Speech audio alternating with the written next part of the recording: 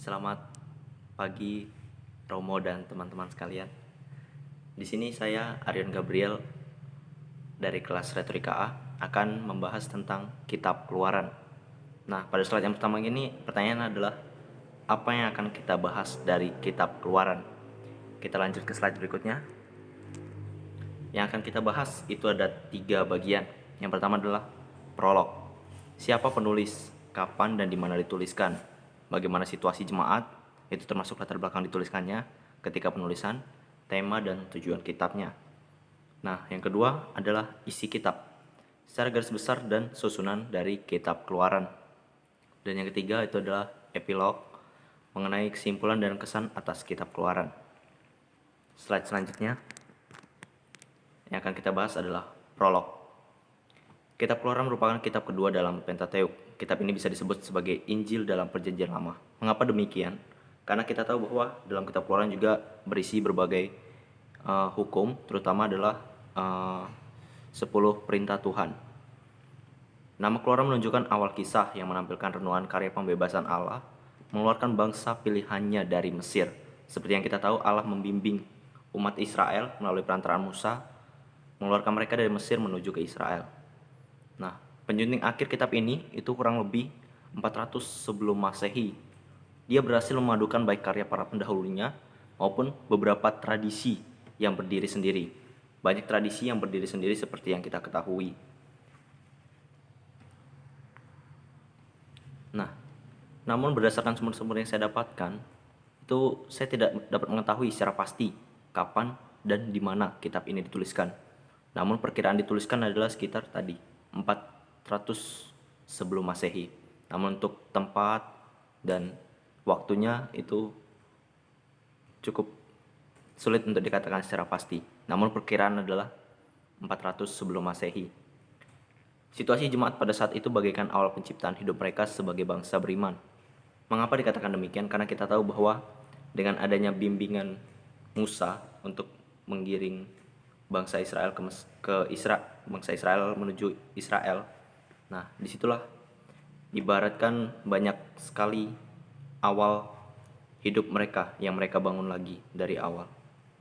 Nah, kemudian situasi jemaat pada saat itu, pada saat penulisannya, dilatar belakangi dengan suasana pembuangan.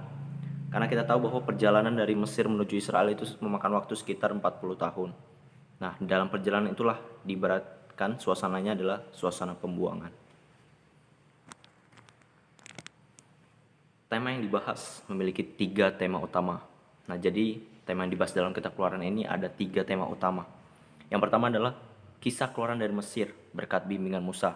Itu seperti yang kita tahu, Tuhan hadir dalam bentuk api ketika memanggil Musa, kemudian berbagai tulah yang diberikan kepada bangsa Mesir untuk bisa mengeluarkan bangsa Israel dari Mesir. Itu tertulis di dalam Kitab Keluaran bab 1 sampai 15. Kemudian tema yang kedua, perjalanan di padang gurun dan pembentukan para petualang itu menjadi suatu bangsa. Nah, seperti yang kita tahu bahwa bangsa Israel menuju ke Israel itu melalui perjalanan yang panjang. Nah, dalam perjalanan panjang itulah terbentuk bangsa Israel ini menjadi bangsa yang bisa dikatakan dari para petualang menjadi suatu bangsa yang besar.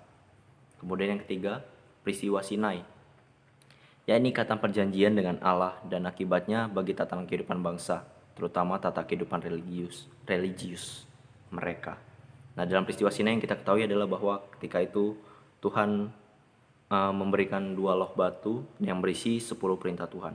Nah, dari situ menjadi suatu bisa dikatakan itu tadi, ikatan perjanjian dengan Allah dan juga umat Israel. Nah, dari situ mengakibatkan tata kehidupan bangsa itu berubah, terutama tata kehidupan religius.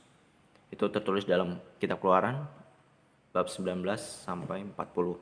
Sedangkan yang perjalanan di padang gurun tadi itu tertulis di Kitab Keluaran bab 16 sampai 18. Nah, tujuan dari Kitab Keluaran adalah untuk memperkuat umat Israel agar bisa bergerak dari kaos, itu sama dengan kekacauan, menuju kosmos. Nah, berdasarkan KBBI, kosmos ini adalah keteraturan. Jadi bisa dikatakan adalah tujuan dari kitab Keluaran adalah untuk memperkuat umat Israel agar bisa bergerak dari kekacauan menuju keteraturan. Yang kedua, isi kitab suci. Secara garis besar, kitab Keluaran bahwa peristiwa pembebasan merupakan daya kekuatan yang mampu memberikan dorongan hidup yang amat kuat bagi Israel untuk hidup dalam hubungan dengan Allah, dan demikian juga membangun kehidupan berbangsa dan bernegara. Susunan kitab Keluaran itu tersusun dari 3 bagian. Yang pertama, ayat 1, bab 1 sampai 15 itu kisah keluaran dari Mesir. Bab 16 sampai 18 pengembangan sebagai bangsa di padang gurun, dan yang susunan ketiga peristiwa Sinai dan akibatnya bagi tatanan hidup bangsa. Ini hampir sama seperti yang tadi saya jelaskan. Yang ketiga yang kita bahas adalah epilog. Kesimpulan kitab Keluaran yaitu yang pertama, sejarah kehidupan bangsa beriman. Nah, karena kita tahu bahwa perjalanan itu menjadi sebuah sejarah. Perjalanan dari Mesir menuju Israel itu menjadi sejarah kehidupan bangsa Israel, atau bisa dikatakan bangsa beriman kala itu. Dan yang kedua, sebuah pengalaman rohani. Mengapa dikatakan demikian? Karena dalam perjalanan itu banyak sekali hal-hal yang istilahnya hal-hal rohani yang berarti bagi bangsa Israel di kala itu. Yang ketiga, peringatan. Nah, dalam kitab Keluaran ini juga bisa disimpulkan bahwa di situ adalah peringatan-peringatan dari Tuhan. Itu juga menjadi suatu kesimpulan dari kitab Keluaran ini. Nah, yang keempat, kitab penziarahan. Mengapa dikatakan demikian? Karena dari kitab Keluaran ini juga bisa kita ketahui bahwa terdapat suatu bentuk penziarahan ya dalam kitab Keluaran. Dan yang kelima, Keluaran sebagai buku iman. Karena kita tahu bahwa seringkali bangsa Israel itu tegar hati. Nah, namun juga dari situ Allah tetap bersama mereka, tidak meninggalkan umat Israel pada kala itu. Sehingga bisa dikatakan Keluaran itu, kitab Keluaran sebagai buku iman. Nah, kesan atas kitab Keluaran adalah bahwa terdapat hubungan timbal balik yang begitu kuat antara umat Israel dengan Allah, sehingga dapat dilihat bahwa kesetiaan terhadap Allah adalah kunci dalam membangun hubungan antara Allah dengan manusia sebagai salah satu makhluk ciptaannya. Nah, jadi kesimpulannya adalah bahwa hubungan timbal balik itu begitu kuat gitu antara Allah dengan umat Israel.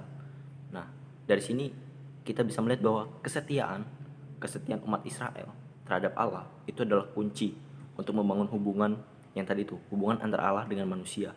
Dan kita tahu bahwa manusia sebagai salah satu ciptaan dari Allah.